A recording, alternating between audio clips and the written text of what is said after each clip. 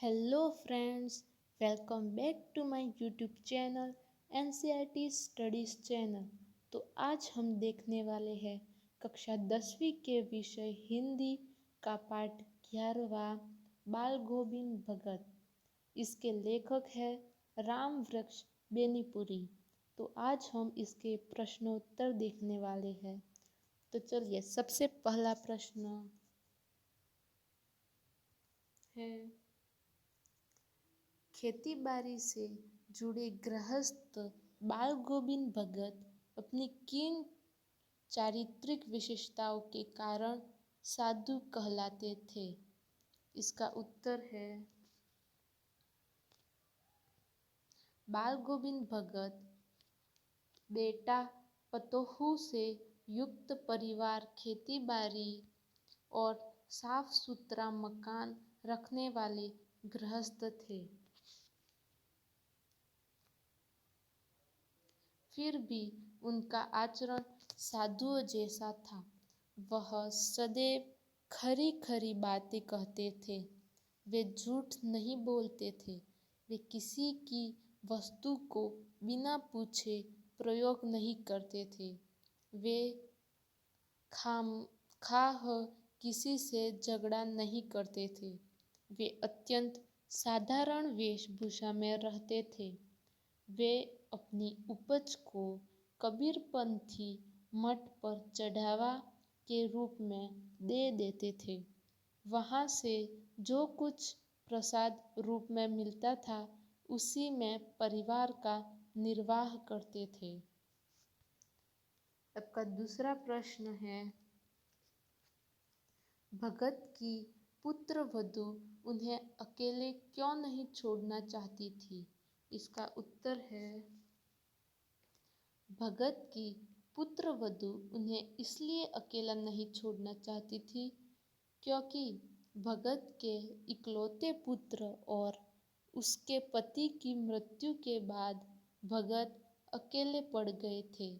स्वयं भगत वृद्धावस्था में है। वे नेम धर्म का पालन करने वाले इंसान हैं जो अपने स्वास्थ्य की तनिक भी चिंता नहीं करते हैं। वह वृद्धावस्था में अकेले पड़े भगत को रोटियां बनाकर देना चाहती थी और उनकी सेवा करके अपना जीवन बिताना चाहती थी। अब आगे तीसरा प्रश्न है, भगत ने अपने बेटे की मृत्यु पर अपनी भावनाएं किस तरह व्यक्त की? इसका उत्तर है, भगत ने अपने बेटे की मृत्यु पर औरों की तरह शोक और मातम नहीं मनाया। वे मृत बेटे के सामने बैठकर मस्ती और तल्लीनता में कबीर के पद गाते रहे।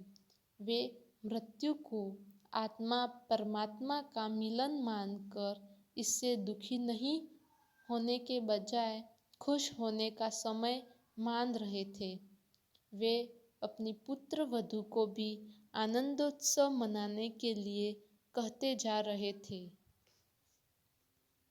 आगे चौथा प्रश्न, भगत के व्यक्तित्व और उनकी वेशभूषा को अपने शब्दों में चित्र प्रस्तुत कीजिए। इसका उत्तर है, बाल गोविंद भगत 60 वर्ष से अधिक उम्र वाले गोरे चिट्टे इंसान थे। उनके बाल सफ़ेद हो चुके थे। उनका चेहरा सफ़ेद बालों से जगमगाता रहता था। कपड़ों के नाम पर उनके शरीर पर एक लंगोटी और सिर पर कनफटी टोपी धारण करते हैं। बाल गोविंद भगत और गले में तुलसी की बेडोल माला पहने रहते थे। उनके माथे पर रामानंदी टीका सुशोभित होता था। सर्दियों में वे काले कमली ओढ़े रहते थे। आगे पांचवा प्रश्न है, बाल गोविंद भगत की दिनचर्या लोगों के अचरज का कारण क्यों थी? इसका उत्तर है बाल गोविंद भगत की दिनचर्या लोगों के लिए कुतूहल का कारण थी। वे अत्यंत सादगी, सरलता और निस्वार्थ से जीवन जीते थे। उनके पास जो कुछ था उसी में काम चलाया करते थे। वे किसी की वस्तु को बिना पूछे उपयोग में न लाते थे। इस नियम का वे इतना बारीकी से पालन करते कि दूसरे के खेत में शौच के लिए भी न बैठते थे। इसके अलावा दांत किटकिटा देने वाली सर्दियों की भोर में खुले आसमान के नीचे पोखरे पर बैठकर गाना, उससे पहले 2 कोस जाकर नदी स्नान करने जैसे कार्य लोगों के आश्चर्य का कारण थी। आगे छठा क्वेश्चन है, पाठ के आधार पर बाल गोविंद भगत के मधुर गायन की विशेषताएं लिखिए। इसका उत्तर है बाल गोविंद भगत सुमधुर कंठ से इस तरह गाते थे कि कबीर के सीधे साधे पद भी उनके मुंह से निकलकर सजीव हो उठते थे। उनके गीत सुनकर बच्चे झूम उठते थे, स्त्रियों के होंठ गुनगुनाते लगते थे और काम करने वालों के कदम लय ताल से उठने लगते थे। इसके अलावा भादों की अर्धरात्रि में उनका गाना सुनकर उसी तरह चौंक उठते थे जैसे अंधेरी रात में बिजली चमकने से लोग चौंक कर सजग हो उठते हैं। आगे 7वां प्रश्न है, कुछ मार्मिक प्रसंगों के आधार पर यह दिखाई देता है कि बाल गोविंद भगत प्रचलित सामाजिक मान्यताओं को नहीं मानते थे। पाठ के आधार पर उन प्रसंगों का उल्लेख कीजिए। और इसका उत्तर है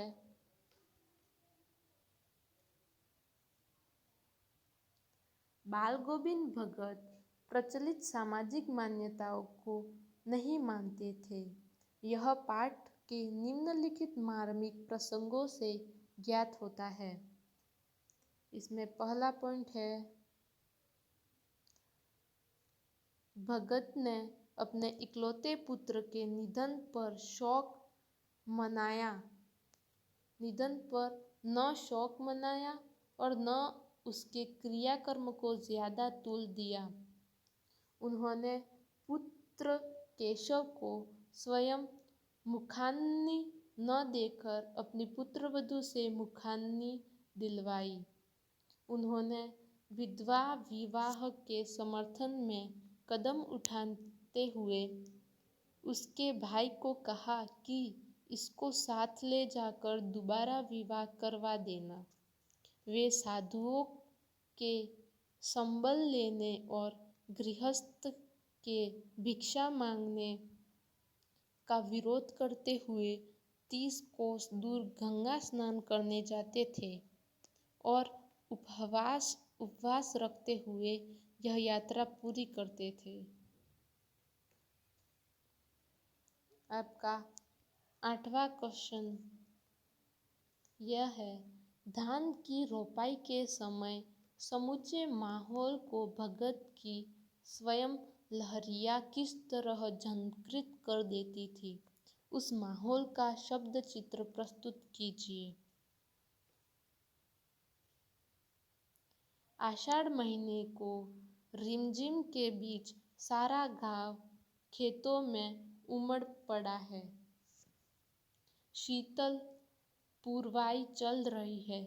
आसमान बादलों से आच्छादित है। कहीं हल चल रहे हैं, कहीं रोपनी हो रही है। बच्चे पानी भरे खेत में खेल रहे हैं। औरतें कलेवा लिए मेंढ पर बैठी है। इसी समय भगत का कंठ फूट पड़ता है और उनको स्वरों की गूंज आसपास के लोगों को झूमने के लिए विवश कर देती है।